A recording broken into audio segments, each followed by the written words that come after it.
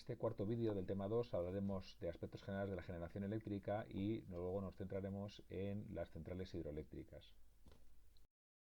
En esta transparencia veis cada una de las distintas tipos de centrales que hay instaladas en España, y el objetivo de esta serie de vídeos que vais a ver va a ser analizar cada una de las distintas tecnologías de forma que tengáis una idea clara de cómo funcionan. Comenzaremos con la más sencilla de todas, que es las centrales hidráulicas. Comencemos con las centrales hidroeléctricas. Comenzamos la descripción de las centrales hidroeléctricas por ser las más sencillas. El funcionamiento es muy simple. En el cauce de un río se interrumpe el paso del agua mediante la construcción de una presa. Esta presa permite almacenar el agua de forma de energía potencial. El agua va subiendo el nivel y queda ahí almacenada. Este agua pasará a través de una toma por una tubería que se llama tubería forzada y irá perdiendo energía potencial y se irá acelerando, convirtiéndose en energía cinética.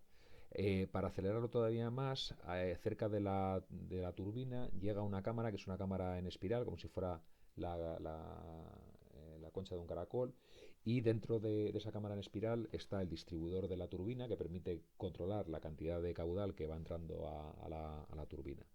El agua baja a mucha presión, va adquiriendo cada vez más velocidad hasta que choca con los álabes de los rodetes de la turbina, haciendo girar a la turbina. La turbina tiene el mismo eje que el alternador y entonces hace girar el alternador, que induce en el estator tres tensiones trifásicas en media tensión. Como esa media tensión es demasiado baja para transportarla a grandes distancias, a la salida del alternador se coloca un transformador que eleva la tensión y inyectamos la tensión a la red convencional. El agua, una vez turbinada, pasa al cauce del río. Esta transparencia se muestra con un mayor detalle todo el sistema de tubería forzada, válvula semiesférica para permitir el paso del agua hacia la cámara en espiral. Es una válvula todo nada. Cuando está abierta permite el paso de agua, cuando está cerrada bloqueas el paso de agua hacia el grupo de generación. Cuando está abierta pasa el agua hacia la turbina. Esta sería la válvula, esta sería la turbina, y como veis la turbina al mover arrastra el generador, ¿vale? Ese sería el eje y ese sería el generador. Es un generador hidráulico porque, como comentamos en transparencias anteriores, la velocidad de giro en los alternadores hidráulicos es muy lento debido a que el agua tiene mucha inercia. Entonces no puedes hacer girarla a muy altas revoluciones la turbina, y por ello, para mantener la frecuencia a 50 Hz es necesario que el número de pares de polos de la máquina sea más elevado. Por eso, bueno, pues veis aquí los distintos polos norte-sur que va teniendo el alternador de la central. ¿Cómo están dispuestas las turbinas? Bueno, generalmente las turbinas, el grupo turbina generador está en eje vertical. En la figura de la derecha, que ya la hemos visto en alguna otra ocasión, se aprecia muy bien el caudal de agua, cómo pasa por los álabes del distribuidor. Estos álabes los podemos hacer girar de forma que abren o cierran y permiten más o menos paso del caudal del agua hacia la turbina, y con eso regulamos la velocidad de giro del generador. A veces, en lugar de tener un eje en posición vertical, se pone en posición horizontal. Esto es más normal en turbinas Pelton, como la que tenéis en el lado izquierdo, aunque bueno, yo también he visto alguna disposición, por ejemplo, en turbinas Francis con esta disposición. Ahora comentaremos un poquito los distintos tipos de turbinas que hay. Hay dos tipos de turbinas, las turbinas de acción y las turbinas de reacción. Dentro de las turbinas de acción está la turbina Pelton, que están diseñadas para centrales hidroeléctricas que tengan mucho salto pero caudal bajo. Generalmente ese tipo de centrales nos las encontramos en la cabecera alta de los ríos, es decir, cuando los ríos están naciendo, el terreno es muy abrupto, con lo cual tienes mucha diferencia de cota, tienes mucho salto, pero todavía tienen poquito caudal, y entonces la energía que llevan tiene que ser aprovechas más la diferencia en el salto que turbinar mucho caudal.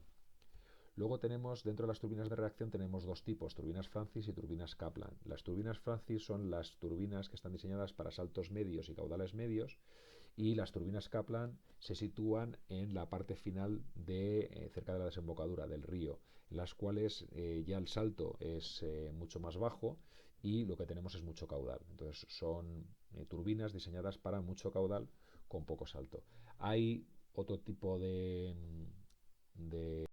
turbinas, ya veremos cuando veamos las centrales maremotrices, pero digamos las principales son estas o variaciones de estas tres.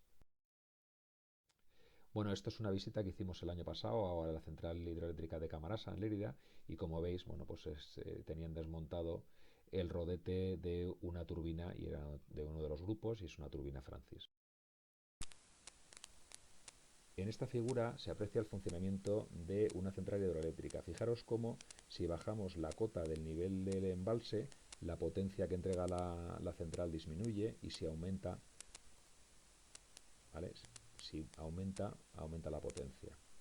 De la misma forma podemos regular la potencia que estamos entregando modificando la posición de los alaves del distribuidor. Si ahora mismo los alaves están abiertos al máximo, nos está dando la potencia máxima.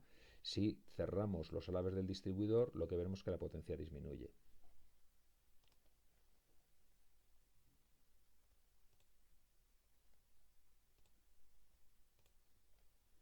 Ahí lo tenemos. Ahora si bajamos el distribuidor, la potencia disminuye. Si volvemos a abrir el distribuidor, la potencia vuelve a subir.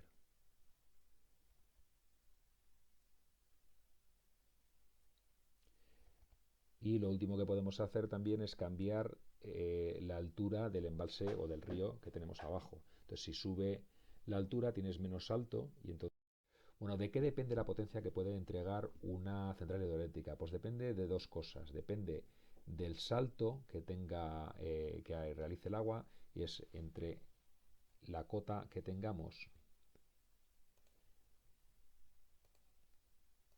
desde el nivel de agua hasta el nivel de descarga, ¿vale? Esa es lo que se define el salto, y luego medimos también el caudal. Entonces el producto de salto por caudal nos da una información sobre la potencia que puede dar la central. En este caso, bueno, pues la expresión es G, que es la fuerza de la gravedad, ρ es la densidad del agua, Q es el caudal, H es la altura, y luego ya rendimiento de la turbina, rendimiento del generador, rendimiento del transformador. Prácticamente todos estos rendimientos están en torno a 0,85, 0,9, ¿vale? Tienen unos rendimientos muy buenos, ¿de acuerdo? Entonces, bueno, poniendo todos los numeritos, podemos hacer unas aproximaciones de que la potencia, ¿vale? Si tú multiplicas el caudal en metros cúbicos por segundo por la altura en metros y multiplicas por 8, pues eso es una aproximación bastante buena de la potencia en kilovatios que te puede dar esa central. En esta transparencia lo que vemos es una comprobación experimental de la aproximación que os comentábamos antes. Esta es la central hidroeléctrica de Bolarque, está situada sobre el río Tajo, en la Confederación Hidrográfica del Tajo, en la provincia de Guadalajara. Es una central reversible, es una central de bombeo. Dispone de dos embalses, el embalse de Bolarque, que es este de aquí, y el embalse de la Bujeda, que no se ve, está a 14 kilómetros hacia la montaña. Entonces hay una tubería que llega hasta aquí, esta es un dispositivo, se llama chimenea de equilibrio, y luego ya está la tubería forzada que baja hacia la central. Bueno, la altura de salto que tiene la central son 250 metros, de altura media, y el caudal máximo turbinal está en torno a 100 metros cúbicos por segundo. Pues si hacéis los números, 8 por 250 por 100 sale en torno a 200 megavatios. Entonces podemos comprobar con las tablas de los datos técnicos de la central, pues que la potencia instalada en este caso son 208 megavatios, o sea que la aproximación es lo suficientemente buena como para hacer unos números rápidos y poder hacer una estimación.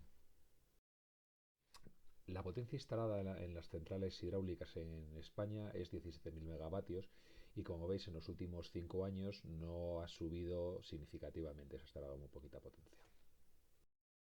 La central más grande es la central hidroeléctrica de Dávila, pertenece a Iberdrola, está sobre el río Duero, en la provincia de Salamanca, y está casi en frontera con Portugal. La potencia de esta central son 1.243 megavatios. Como podéis ver así de forma curiosa, esta es la presa, es una de las presas para mí más bonitas. Y lo curioso es que si os dais cuenta, en este esquema, estas son todas las tuberías forzadas y van aquí a una galería que está aquí dentro. Entonces, la central realmente está aquí dentro, ¿vale? No es una central a pie de presa como la que hemos visto antes, no está situada justo donde está la salida de los aliviaderos, sino que está metida dentro de la roca y luego hay una galería que sube hacia el parque de transformación que está aquí arriba, ¿vale? Aquí es donde se conectan los transformadores y está la conexión a la red eléctrica de una línea de 400 kilovoltios. Esta es una vista interior de la sala donde están los generadores. Realmente los generadores estarían en la parte, bajando por estas escaleras en esta galería inferior, y lo que veis aquí es la máquina excitatriz. Es una pequeña máquina que se encarga de generar la corriente continua que necesita los devanados inductores del alternador, es decir, la parte de los electroimanes que van al rotor eh, para generar esa corriente continua que tenemos que introducir en esas bobinas. Se hace utilizando esas máquinas que van encima de los alternadores. Los alternadores, ya os digo, estarían en estas piezas grises, estarían aquí abajo. Bueno, por completitud, y puesto que aparece en los informes de red eléctrica, vamos a hablar un poco de las centrales de bombeo. Realmente las centrales de bombeo las veréis con más detalles en el tema 3. Son sistemas de almacenamiento y es un sistema de almacenamiento que hoy por hoy es el más utilizado a nivel mundial. Dispone de dos embalses, un embalse superior y un embalse inferior, y durante el día es una central hidráulica convencional, es decir, cogemos el agua por la tubería forzada, bajamos hacia las turbinas, turbinamos ese agua, generamos la energía y la inyectamos a la red. ¿Qué pasa por la noche? Por la noche lo que ocurre es que hay otras centrales que no pueden parar y entonces venden la energía muy barata. En ese caso, nuestra central deja de funcionar como generadora y lo que hace es compra energía de fuera y invierte su funcionamiento. Es decir, las turbinas, en lugar de turbinar, lo que hacen es bombear el agua desde el embalse inferior hacia el embalse superior. Y de esa forma somos capaces de almacenar la energía para que a la mañana siguiente, cuando tengamos más demanda, pues tener agua almacenada y podamos volver a turbinar. La potencia instalada en centrales de bombeo en la actualidad en España son 3.300 megavatios. Este número se incrementará en los próximos años debido a que hay una estrategia para fomentar el almacenamiento eléctrico, porque como hay una estrategia de descarbonización que requiere que haya una mayor penetración de renovables en el mix de generación, y las energías renovables son muy intermitentes, vamos a necesitar sistemas de almacenamiento. Y entonces, bueno, pues uno de los sistemas de almacenamiento que más va a crecer va a ser el bombeo. La central de bombeo más grande de España es un complejo hidroeléctrico que se llama Cortés La Muela, está en la provincia de Valencia, en el río Júcar, y consta de varias centrales. Algunas son centrales hidráulicas convencionales y otras son centrales reversibles. Como veis aquí, tenemos la central Cortes 2 que está aquí abajo, ¿vale? Es una central hidroeléctrica de 250 megavatios, y luego tenemos la muela 1 y la muela 2 que turbinan a este depósito que tenemos aquí, ¿vale? Entonces tenemos 530 megavatios por un lado y 850 megavatios por otro cuando turbinan, y en bombeo pues 540 y 740. Eh, Esta central aprovecha, entre otras cosas, su proximidad, por un lado a Valencia, que es un gran centro de consumo, y por otro lado hay una central nuclear, que es la central de Cofrentes, situada como unos 32 kilómetros, de forma que es fácil transportar la energía sobrante de la central nuclear hacia la central de la Muela.